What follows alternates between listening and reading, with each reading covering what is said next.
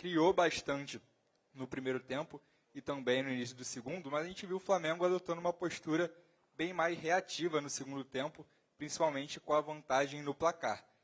Continuou criando, mas depois, a partir mais ou menos na metade do segundo tempo, o Flamengo sofreu um pouco dessa forma. Queria te perguntar, primeiro, essa mudança um pouco de estratégia depois do intervalo, e segundo, por que o Flamengo começou a sofrer? Se foram substituições, talvez não deram tanto certo, foi o cansaço, e, enfim, se você também concorda com isso. Obrigado. Bem, boa noite a todos. Em relação à questão, vou dividir aqui em 2 ou 3 itens. Primeiro, eu acho que existia um momento que foi um momento, primeira parte, e até a bola na trave, e depois, de uma forma fortuita, apareceu o gol do Fluminense. Porque naquele momento estávamos mais próximos de fazer o terceiro do que, eventualmente, eles fazerem o gol. Não foi a primeira parte e a segunda, foi até esse momento. Depois, com certeza, depois das situações que nós falhamos, depois da pressão que nós exercemos durante 75 minutos, sofrendo um gol, um pedacinho de geringonça, bate num lado e que treia o nosso guarda-redes, pronto, a equipa ficou um pedacinho mais amarrada, não consegui já pressionar tão, e o adversário fez o seu papel, que era, pensava que estava um dia de sorte, ia tentar empatar o jogo, e a gente tentou defender. Algum desgaste dos nossos médios, os nossos volantes, tínhamos utilizado os dois no jogo de altitude, tínhamos utilizado também o Nick. Infelizmente, temos 3 volantes de fora, o Jorginho, o Saúl e o Eric, e essa era a maior preocupação para a gente manter a chama, mas conseguimos com um esforço muito grande dos que estavam lá. Mas acho que é uma vitória gigantesca em termos de mérito. Enquanto, por exemplo, na final do Carioca foi muito mais equilibrado, hoje, se a felicidade está do nosso lado da finalização, podíamos estar 3 ou 4 a falar de 3 ou 4 fácil até aos 75 minutos. Ok? Acho isso que é a minha avaliação, a minha análise do jogo. Pressionamos bem, linhas altas, reduzindo espaços, e depois mudou o caráter do jogo, foi quando sofremos o 2-1. Jardim, aqui Luiz Assado GE. Você tem falado bastante sobre o Pedro nas últimas coletivas, e hoje ele se tornou o maior artilheiro do Flamengo no século. É um jogador que é importante nos últimos anos, e eu percebi que na comemoração do segundo gol ele voltou apontando para o banco de reservas, acho que para alguém da comissão. Se você puder explicar um pouquinho também, aprofundar um pouco mais, como é que foi esse trabalho que vocês fizeram com ele, se foram conversas, se foi uma coisa no treinamento ali, até para que ele pudesse reencontrar, né, essa forma dele, não era um jogador que tinha tanta sequência com o Felipe Luiz. Então, se puder falar um pouco dessa comemoração, se você tiver visto, e também desse trabalho. Obrigado. Sinceramente, eu não quero estar a falar do passado, quero estar a falar do presente. Nós conhecemos o Pedro e exigimos a ele um comportamento, e ele está a conseguir entregar esse comportamento que nós exigimos. E, além disso, está a fazer os golos com ponta de lança, bom ponta de lança que é. Estamos satisfeitos com a performance dele, mas principalmente com a atitude. Porque era uma das coisas que eu ouvia muito aqui, quando cheguei, era que o Pedro não sabia pressionar. Eu acho que o Pedro está a demonstrar que é um jogador completo, na ação defensiva, na ação ofensiva, na construção, no apoio, na finalização também.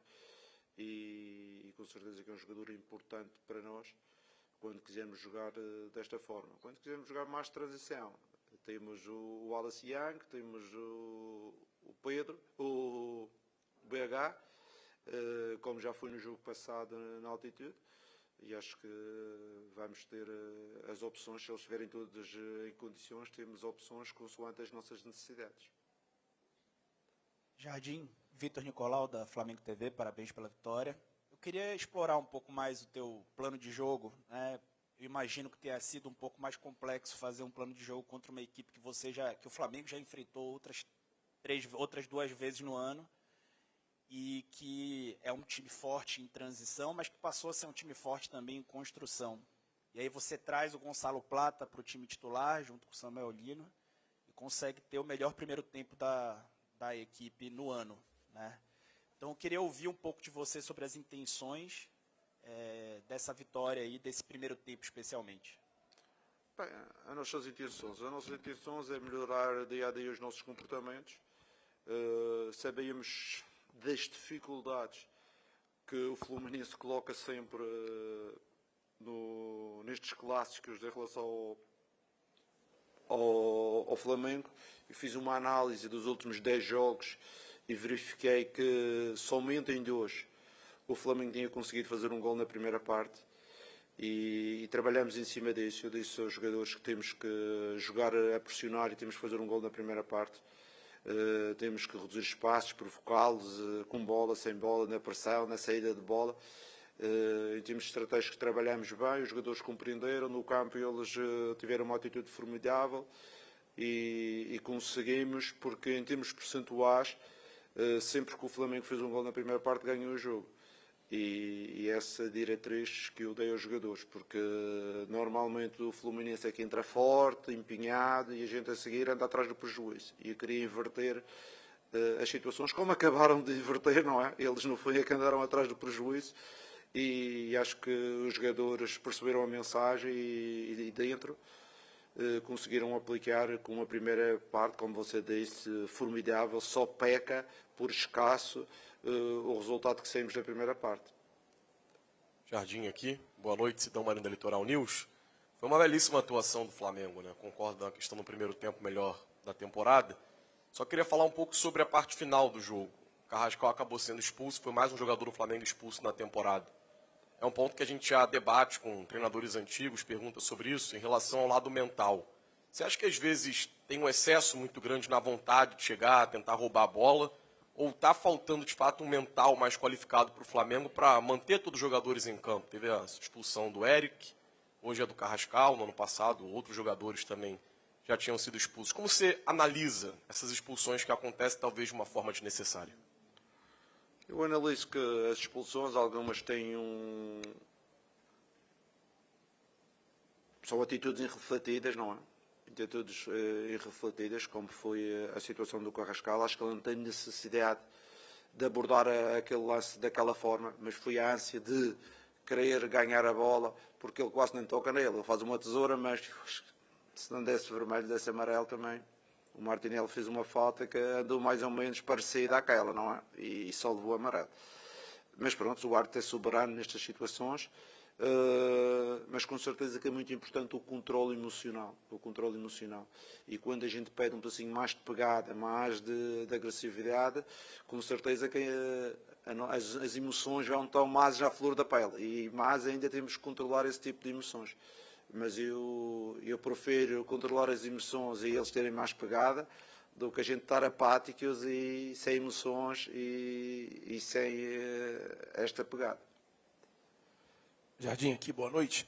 É uma semana muito complicada para o Flamengo, depois de ter ido jogar na altitude de Cusco, também a questão do atraso para a chegada aqui. Queria que você falasse o quão importante foi esse dia a mais da mudança do jogo para o desempenho do seu time. A gente viu que o Flamengo no primeiro tempo entrou ligado no jogo, tanto que numa roubada de bola, numa saída ali, o Pedro conseguiu marcar o primeiro gol.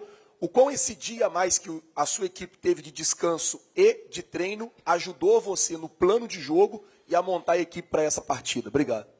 Eu acho que o dia a mais, a questão não deveria ser essa, devia ser o dia a mais para o Fluminense e para o Flamengo. O que é que proporcionaram? Proporcionaram as equipas terem um pedacinho mais tempo para se organizar, proporcionaram também os jogadores estarem mais descansados, porque quer o Fluminense, quer o Flamengo jogaram em 7 dias 3 jogos.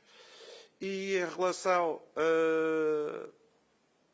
ao espetáculo e à saúde dos jogadores físicos, também acho que é importante preservar um espetáculo. Com os jogadores mais frescos vai ter um melhor espetáculo, com a saúde física dos jogadores, eles mais frescos também vão ter menos riscos de lesão, e tudo isso eu acho que são aspectos extremamente positivos que acabou por acontecer. O resultado é outra situação. Eu podia estar aqui, ter perdido o jogo, mas estava a falar a mesma situação. O porquê.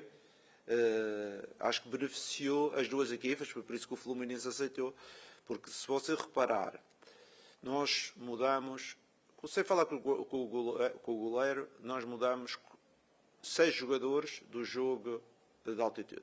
Ok? Quer dizer que se nós tínhamos só 4 jogadores carregados, o Fluminense tinha um jogo a mais, mas jogou com a mesma equipa.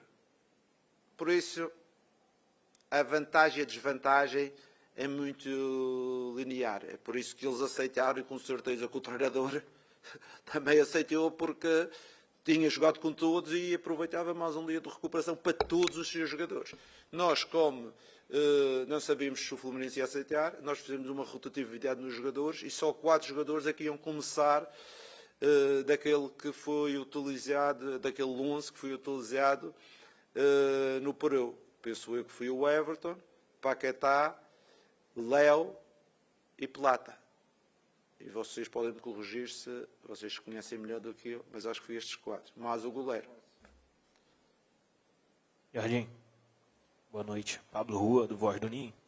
Eu queria que você fizesse uma análise sobre o Paquetá, né? Ele joga de forma mais avançada contra o Cusco, como meia, quase com camisa 10. Hoje ele atua como segundo volante e vai bem novamente. Como você pensa em utilizá-lo nesse time do Flamengo? Ou de fato você quer ele como um coringa, né? Que ele pode jogar mais recuado, mais avançado, aberto? Como você pensa em utilizá-lo?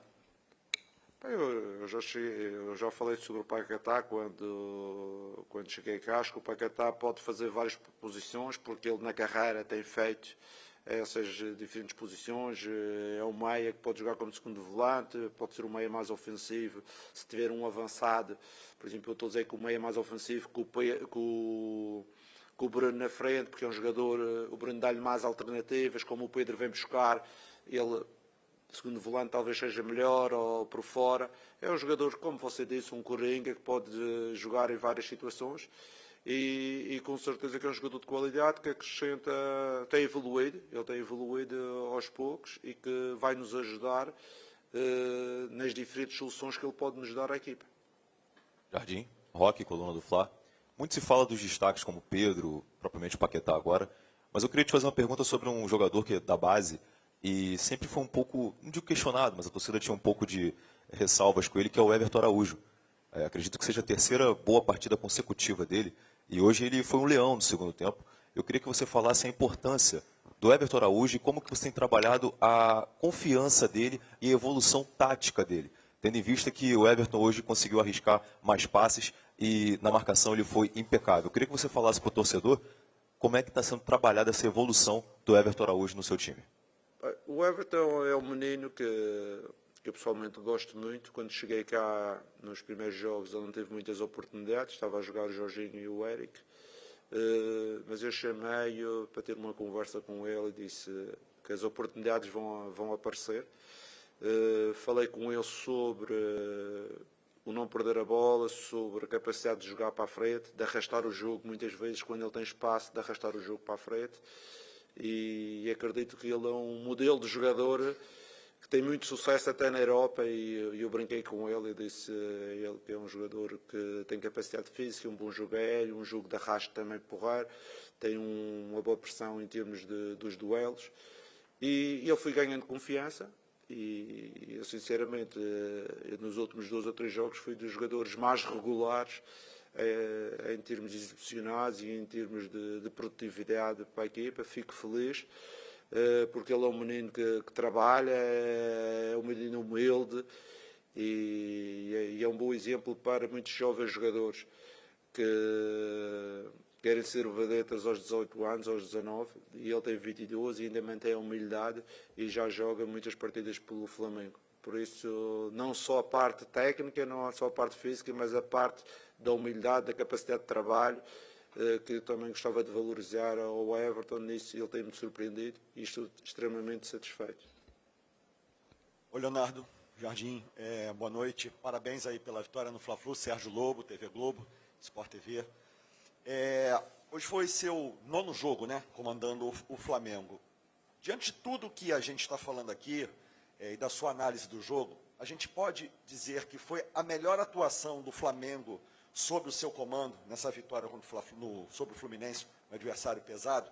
E eu estava, só um complemento, eu estava olhando aqui a tabela de classificação. O Flamengo, com o resultado, ele agora é o vice-líder do campeonato.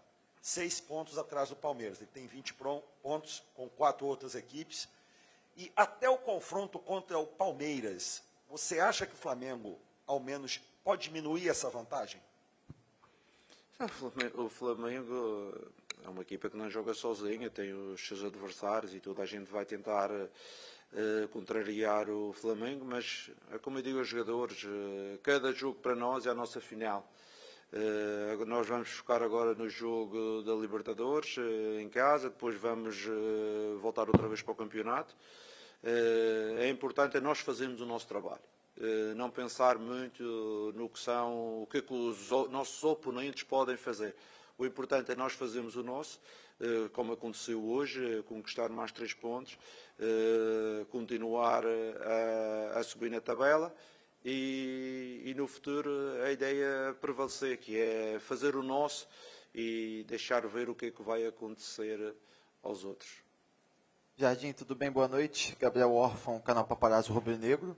Jardim, eu quero te perguntar um pouco sobre a sua lateral esquerda em específico, que hoje você teve o retorno do Alexandre, né, que não esteve à disposição nos últimos jogos, ele ficou até o fim da partida e ele acabou sendo um dos destaques assim, no lance do gol do Fluminense. Né? Ele acabou praticamente dando assistência para o jogador do Fluminense e do outro lado você tem o Ayrton Lucas, que embora seja muito criticado pela torcida, tem feito boas atuações, deu uma assistência crucial para o Bruno Henrique lá no jogo contra o Cusco. Queria saber como é que você enxerga essa briga na posição de um jogador mais experiente, que, ao que tudo indica, estará na próxima Copa do Mundo, e do outro lado o Ayrton Lucas, que, embora seja muito criticado, também vem numa constante evolução de crescimento no clube. Obrigado. Eu vejo isso como uma felicidade para o treinador, ter um jogador como o Alex experiência e ter um jogador um pouco mais jovem com a qualidade do Ayrton. O Ayrton é um jogador que já esteve na seleção brasileira, é um jogador de qualidade, não andamos a falar de um jogador qualquer.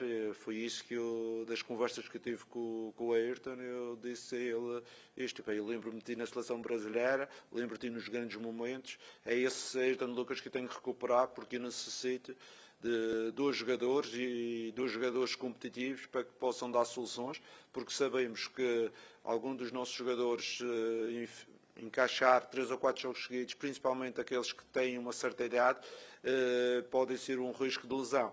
A gente, quando o Ayrton não jogou antes porque tinha um problema no adutor, teve a resolver, eu tive que jogar mais com o Alex teve uma mialgia. Aconteceu a situação do Eric e do Saul estarem lesionados, tive que pôr um pouco mais o Jorginho também teve uma mialgia. Por isso eu tenho que ter esta gestão de não sobrecarregar aqueles jogadores importantes, mas com uma certa idade, de forma que não tenha lesões importantes.